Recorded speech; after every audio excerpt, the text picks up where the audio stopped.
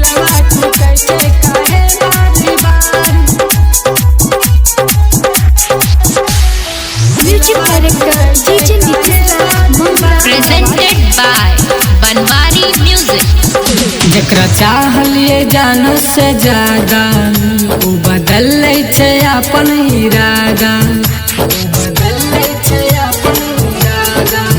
जेकरा चाहलिए जान से ज्यादा उ बदल लै छै अपन इरादा।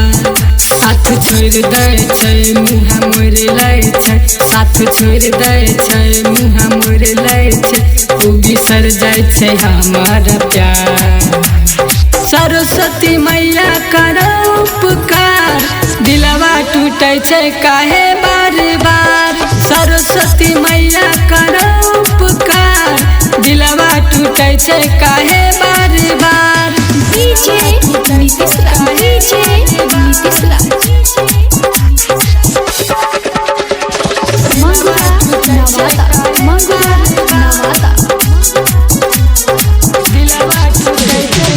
झूठो के दिल सब लगाबै छै मैया, किया ने प्यार निभाबै छै मैया।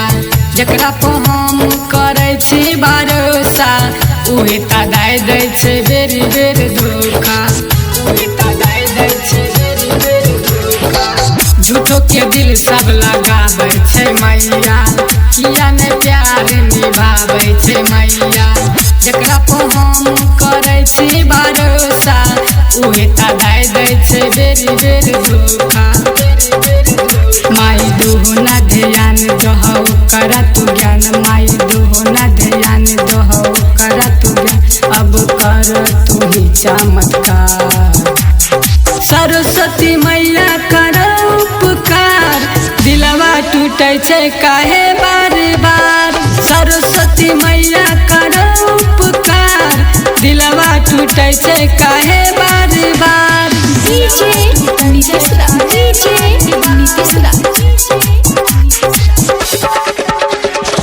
मंगरा नवादा मंगरा नवादा।